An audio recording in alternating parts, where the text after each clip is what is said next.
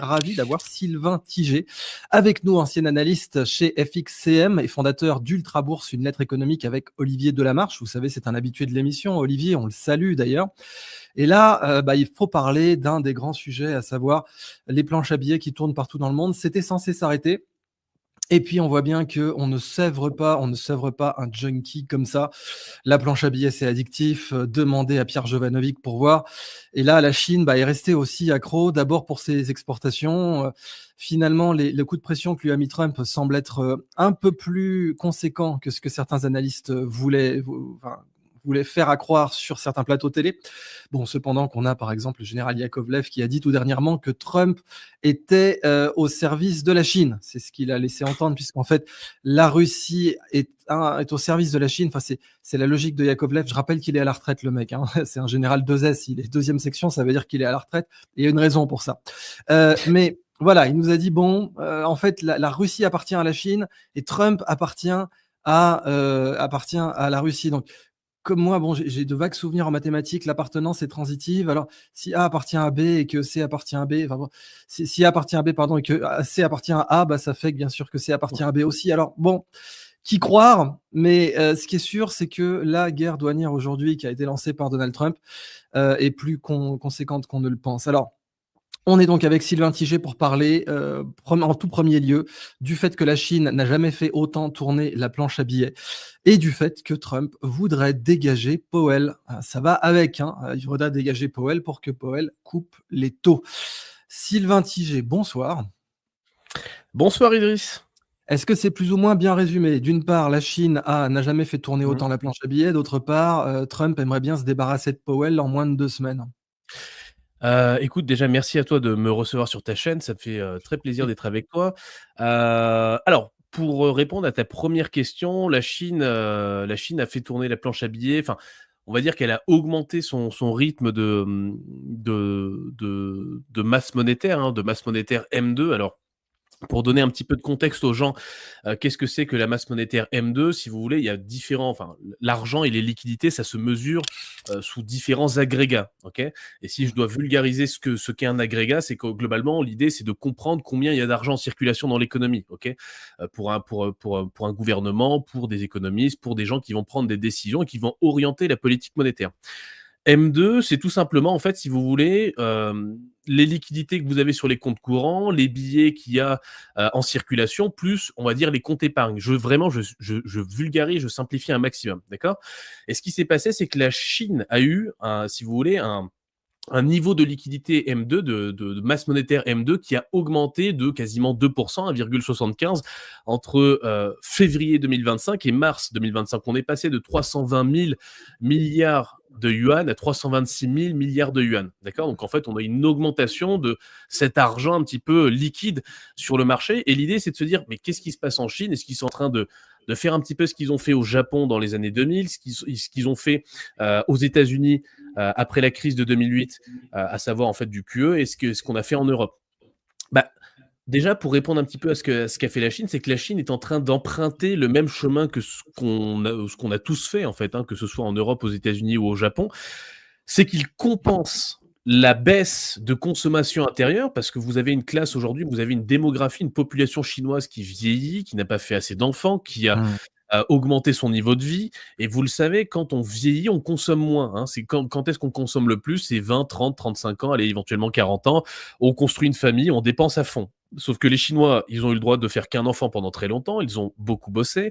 Et puis aujourd'hui, ils se retrouvent dans une situation un petit peu paradoxale, c'est que ils ont eu un niveau de vie qui a augmenté, ils ont eu une croissance économique absolument folle sur 20 ans, mais ils n'ont pas eu le temps de faire beaucoup d'enfants. Et puis en fait, ils ont un petit problème démographique, c'est que leur population, elle a monté son niveau de vie, elle est vieille, elle n'a pas d'enfants, et puis ça stagne.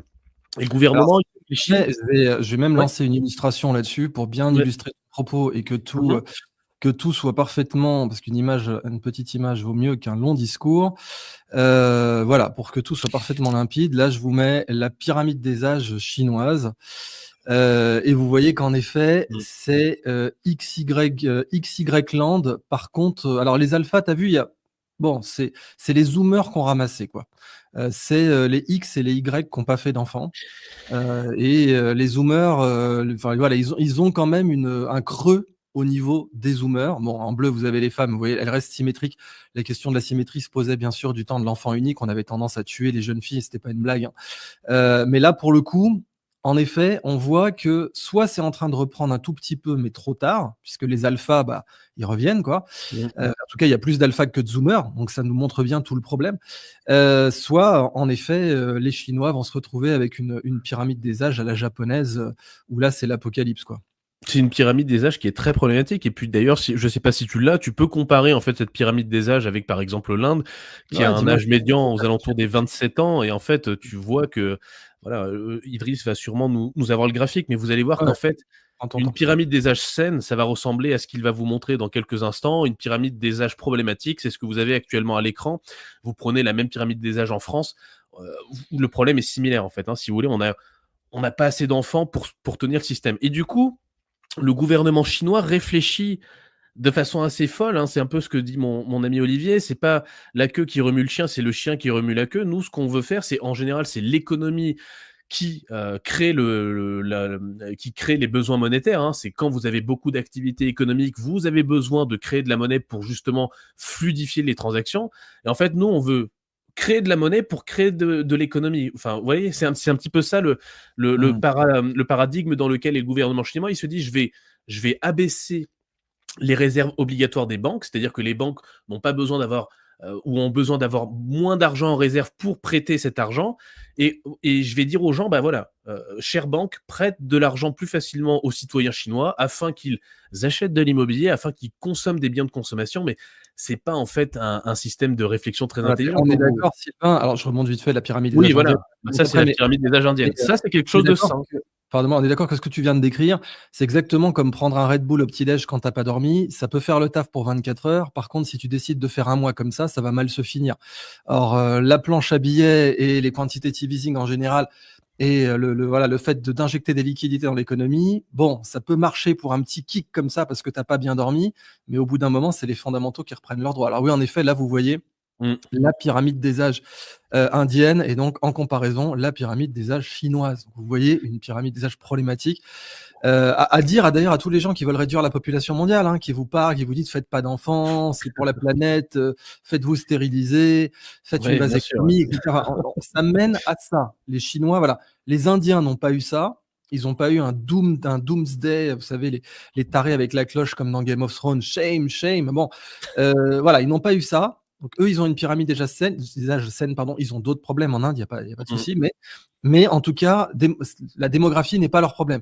Les Chinois, ouais, là, économiquement, c'est sûr que ce creux chez les zoomers, il va se payer. Et en plus, chez les millennials et chez les zoomers, eh ben, vous avez en Chine ce phénomène qui est la culture du laisser pourrir.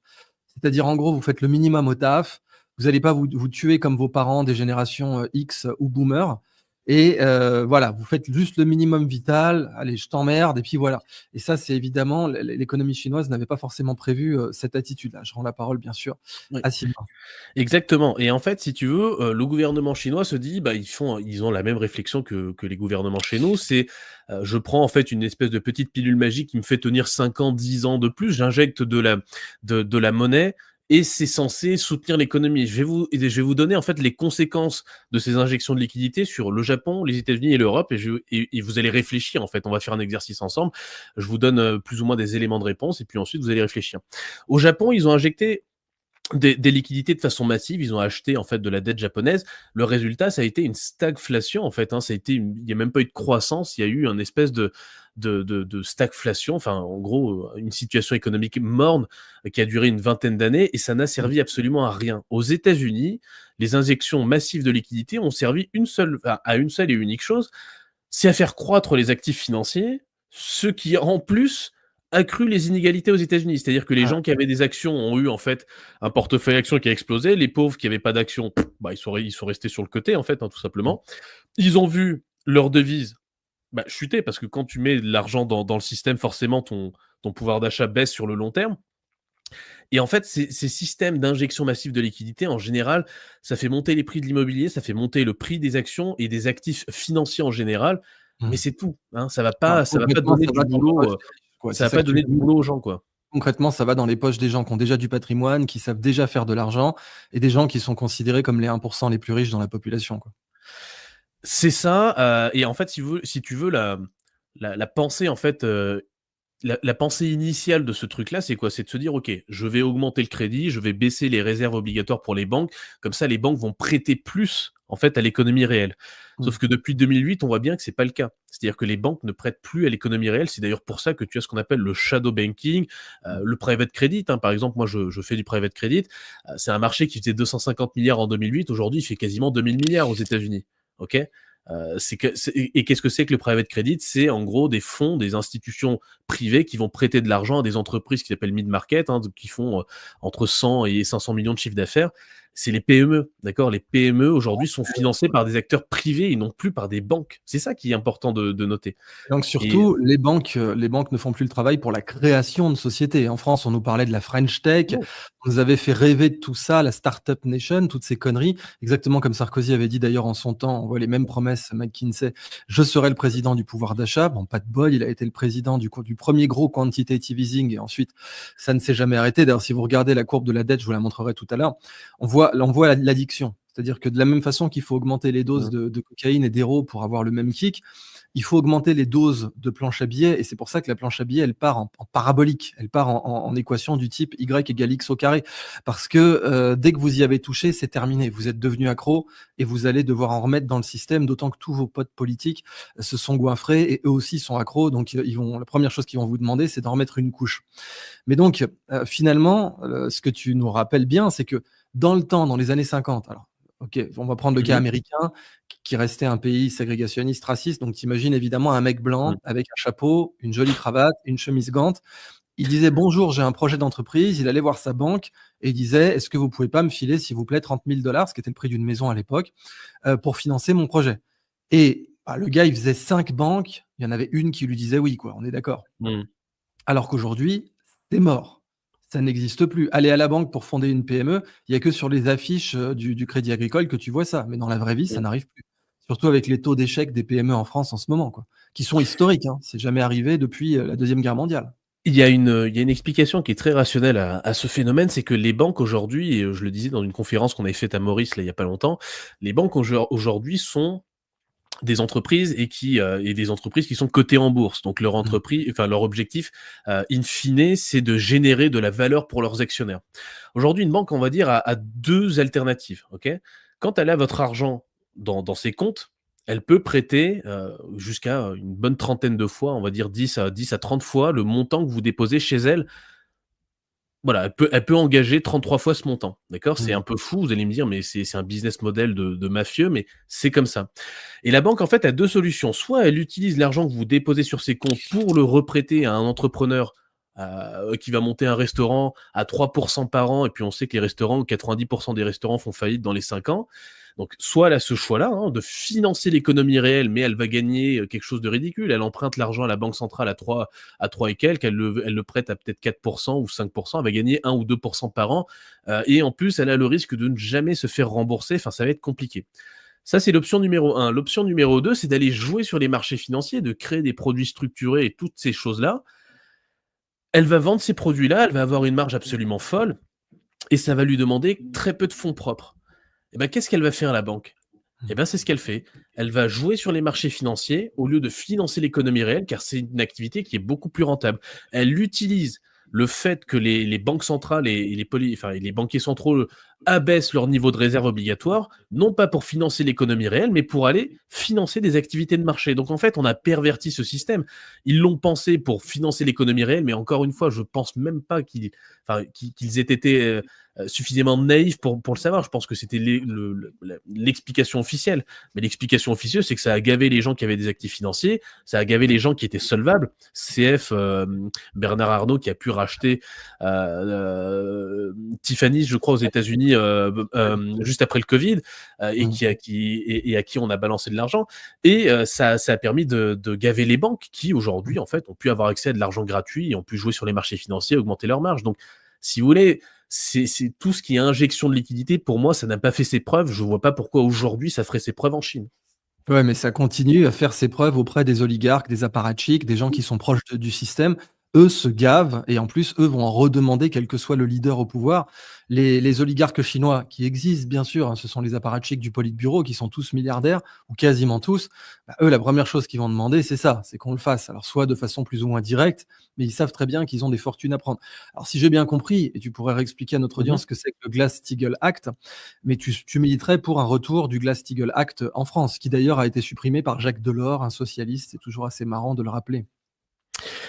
Bah, si tu veux, en fait, la séparation des activités de marché et des activités de banque de détail, c'est ce que, enfin, c'est ce qu'il faudrait dans un monde idéal, mais je pense qu'on pourra plus, en fait, revenir dans ce monde-là parce que les banques aujourd'hui sont des espèces d'entités qui génèrent tellement d'argent, et qui ont, si tu veux, un espèce de, qui ont une influence politique tellement énorme que je vois pas comment on pourrait arriver dans ce monde-là. La seule, C'est des banques dédiées. Je vais prendre un exemple, pardon, je voulais pas te couper, mais tu sais que la Bank of China, au départ, surtout en France, pour ses activités mmh en France, elle a énormément recruté de gens, soit comme consultants, soit directement comme, salariés, mh. qui venaient du système des tontines du quartier chinois à Paris, donc le Ouais. 13e arrondissement. La Bank of China, qui est une des plus grosses banques au monde, évidemment aujourd'hui, avenue de la Grande Armée en France, donc là aussi sociologiquement, c'est intéressant. Mmh. Avenue de la Grande Armée, voilà, donc on est après les Champs-Élysées. L'avenue de la Grande Armée, c'est la continuation des Champs-Élysées à Paris. Donc c'est pas le quartier chinois, c'est pas le 13e arrondissement. Mais elle a pris au départ des gens qui faisaient ce métier. Parce que ce que tu décris, shadow banking, c'était en gros, on fait une tontine, c'est interdit, mais on fait une tontine, on mutualise de l'argent pour que tu ouvres ton resto chinois. Toi, tu t'engages sur l'honneur et sur d'autres choses. On sait tous que le poulet aux 4 parfums et le bœuf sauté, ça rapporte tant, ça fait tant de marge, c'est quasiment comme un McDo, hein. C'est bien pour ça que beaucoup de Mmh. restos chinois ont tous la même carte, ce qui contribue à leur succès, parce que ça fait vraiment comme un McDo. Même carte, même prix, et cetera, avec souvent des centrales d'achat. Et ben là, on finance l'économie réelle. On dit voilà, nous, on a de quoi te prêter pour un resto. Alors, OK, ces gens-là feraient moins que s'ils allaient sur les marchés financiers, je suis d'accord, mais ils y seraient jamais allés sur les marchés financiers à cette époque, dans les années 80, 70. Peut-être que maintenant, ils iraient, je ne sais pas. Donc, est-ce que fondamentalement, on n'aurait pas la possibilité de refaire ça à l'ancienne, d'avoir des petites banques de quartier qui sont sanctuarisées par l'État juste pour faire ce travail, créer des boulangeries, créer des sociétés de livraison, créer des petites sociétés d'informatique, faire uniquement ce taf et seulement celui-là. Alors, ces activités-là, elles sont, les activités notamment de crédit. Le problème, c'est que la régulation financière aujourd'hui en Europe, elle est, je ne sais pas si tu t'es intéressé au sujet, elle est très compliquée en fait. C'est aujourd'hui l'industrie financière européenne est surrégulée. Les Mmh. activités de prêt en fait, si tu veux, sont très encadrées. Tu as des ratios, à respecter dans tous les sens. Faire du prêt, c'est une activité en fait, si tu veux, quand tu es une banque qui rapporte pas beaucoup, qui t'amène beaucoup d'emmerdes en fait. Donc aller recréer des banques de proximité, enfin, faudrait voir l'intérêt, en fait, donc vu que ça serait pas un intérêt financier, ça serait un intérêt peut-être étatique, donc tu voudrais Ah, créer, en attention, tu fait. pourrais avoir un intérêt, purement, enfin, tu peux quand même faire du bas de bilan positif. C'est juste que le ROI est moins bon, mais ça ne veut pas dire que c'est pas rentable. Ah, c'est sûr que c'est pas rentable, enfin, c'est pas que c'est pas rentable, mais que ça va te demander d'engager beaucoup de coûts pour, on va Mmh. dire, enfin, tu auras beaucoup d'emmerdes pour très peu de pognon, donc qui va se Ouais. lancer dans ce projet-là? Je sais pas, Il y a que l'État qui pourrait le faire, quoi, et il l'État y a fait que n'importe l'État qui quoi en pourrait général. faire un truc comme ça et puis, bon, quand l'État, en général, engage de l'argent public, ça se finit jamais très bien, CF, BPI, hein, la Voilà, banque, exactement. publique d'investissement. On a assisté, en fait, à des dérives, à des espèces de des fois, de détournement de fonds. On peut peut-être Ah, même, tu as vu la je société pense Insect là insectes, dernièrement, pour moi, on peut Insect. parler de détournement de fonds. Je veux dire, à un moment donné, tu injectes des centaines de millions d'euros dans un truc comme ça qui fait rien. Pour moi, Ah, il y a une raconte-nous un vraie peu Insect faute quand de même. gestion. Tout le monde ne sait pas ce que c'est qu'Insect, même si le nom est assez transparent. Alors Insect, c'est une c'est une société, start-up innovante qui, en gros, vous dit: «Bah, tiens, tu vas manger de la poudre d'insectes et ça va te remplacer tes protéines». Bon, je simplifie, hein. C'est ça, hein. Cette boîte a levé des centaines de millions d'euros, j'ai pas le chiffre exact, si tu l'as d'ailleurs, n'hésite pas, mais, elle a levé des centaines de millions d'euros, annoncé comme si vous voulez l'alternative à la viande, c'est super, c'est écolo, on va manger de la poudre, machin, ça va permettre de préserver les vaches. La boîte a fait faillite, elle ne fait pas de chiffre d'affaires. Aujourd'hui, ils sont en train d'essayer de chercher des repreneurs et tout cet argent public qui a été investi dans Insect, bah, mine de rien, si vous aujourd'hui vous regardez cette vidéo, vous payez des impôts, c'est votre argent, Ouais. d'accord? Et encore une fois, c'est l'argent de l'État et le problème, c'est quoi? C'est que nous, en tant que chef d'entreprise, on fait une erreur de gestion, on fait une bêtise.